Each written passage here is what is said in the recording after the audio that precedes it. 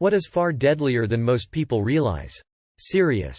Putting feet, legs on dash of car. Obsessed teeth can kill you. Eating a slug. Obviously it's nasty, but kids do stupid shit as dares or even in hazing rituals. Slugs contain parasites that will get into your brain and fucking kill you slowly. Insulin. Looking at drops on a table you can barely tell the difference between the therapeutic dose and a lethal one. Edit: if anyone can find the actual image of 2 doses of insulin on a table I'd super appreciate it.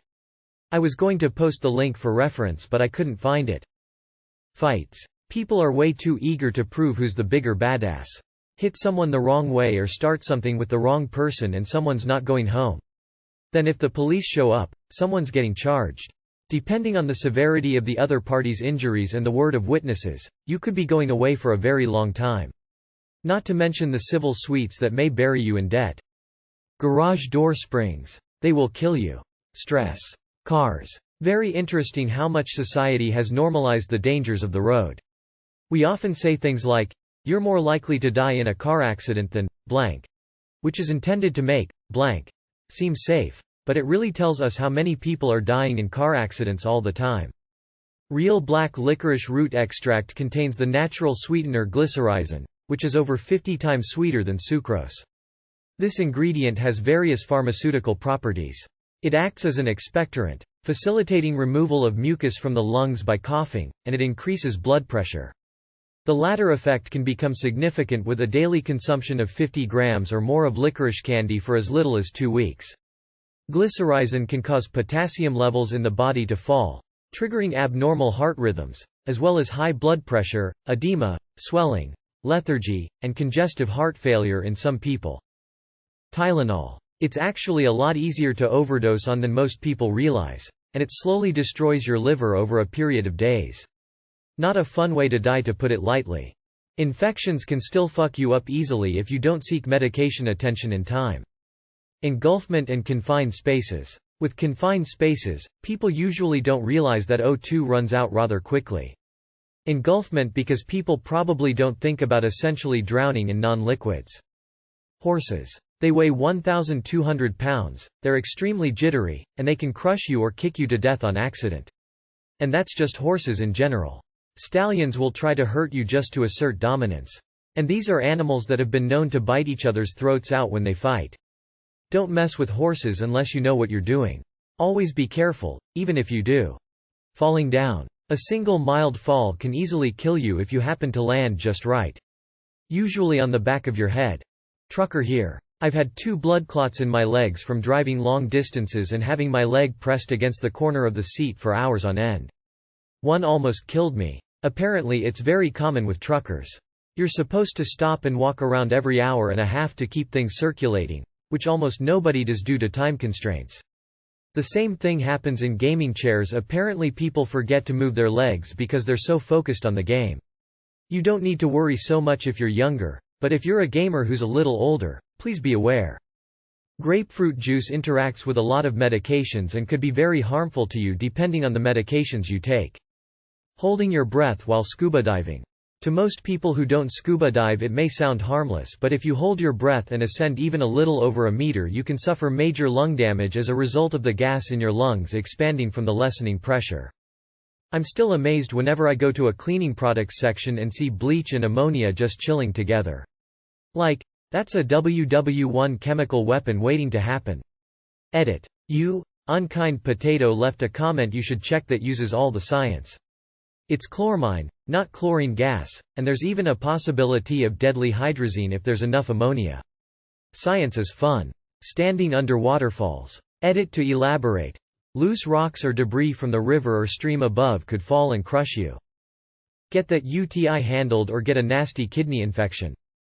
What's your "damn I'm a badass" moment? I was like 22 and my car wouldn't start after work. Lots of Googling and thought maybe it's the starter. Used the tools in my trunk to remove the starter, walked to the parts store and had them test it. It was bad. Bought a new one, installed it, and drove home. Booyah bitches. Felt good to not have to call my dad or boyfriend to fix my car. I saved my husband's life using the Heimlich maneuver, on the first try, never having done it before. I just relocated and extended the outdoor water tap for my 70-year-old widowed neighbor. and when I turned the water back on nothing leaked. Felt kind badass. Edit. This made my day, thanks for the comments. She's thrilled she can now water her tomatoes. I was at a party and apparently some guy had a problem with me. I didn't even know him. I was sitting with friends and from across the room he yelled something to me, but with the music I couldn't hear what he was saying. So I said, "What?" And he yelled it again. But again, I couldn't hear him. So I stood up and said, more forcefully, "What?" His face dropped, he shrunk back a little, said, "Never mind," and sat down. My friends laughed their asses off. I genuinely thought this dude had a question. But I had inadvertently backed him down. My badass moment was an accident. Chucked a piece of cardboard at a recycling bin at work. It was about 30 feet from me. A draft caught it and took it 40 feet up, and it did a double loop before slamming directly into the bin. One old lady saw and went, "Woo. Felt like a fucking champion all day." Possibly saving a life. I saw a motorcycle crash in a parking lot late at night. No one but me went to check on the guy. Everyone else was just standing around looking. Dude had a compound fracture on his leg and blood was pouring through his jeans onto the ground. I used my belt to tourniquet the leg. The ambulance didn't arrive for another 2 minutes, so I might have saved him from bleeding out. Edit. Thanks for the award, stranger. Start of UK lockdown. My dishwasher broke down, and since shops were closed, I was looking at minimum 3 months of doing the dishes by hand. Fuck that. Went to YouTube. Watched a bunch of videos, took the pump apart and found a piece of broken glass which was fucking it up. Put it back together, worked perfect. Fuck you entropy and washing dishes. I didn't think how good it was at the moment, but when I was like 5 or 6 a woman covered in blood crawled to my childhood house door and started banging on it. I woke up from the noise and went to open it. When I opened it, I just saw her in cuts, scratches, bruises, etc. Apparently her boyfriend was trying to actually kill her and she managed to escape.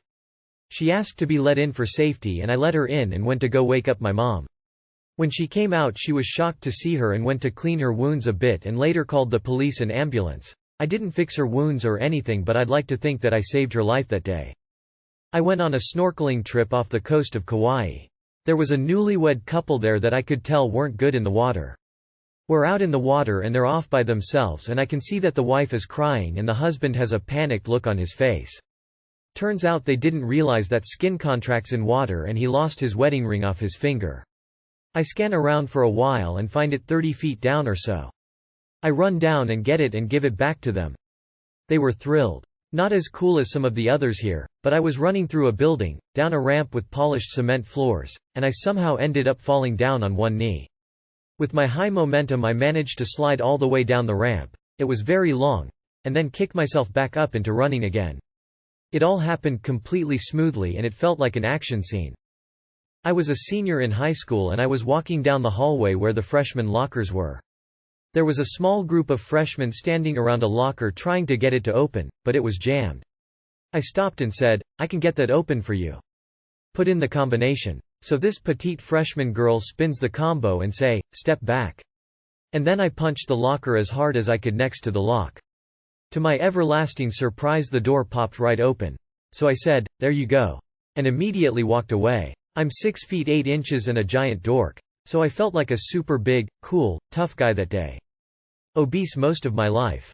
Worked really hard, lost 100 pounds. Took up running, and decided to run a marathon. I've never felt more like a badass than when I crossed that finish line. The training and the race itself were the hardest things I've done in my life, and there were many times throughout where I really wasn't sure I was going to make it. I got lost alone in Yellowstone after sunset. But I'd come prepared with a headlamp, kept my cool and found my way back to my car alive. My detour added several miles to the route, and it was and still is the most I've hiked in a single day, probably just under 14 miles. I could barely move when I got back to my car. I had to just sit for about 20 minutes before I was able to drive. But I got the most amazing view of the Milky Way of my entire life along the way. Totally worth it for that alone. Any mishap you survive becomes an adventure. Publishing my first paper in a peer-reviewed journal.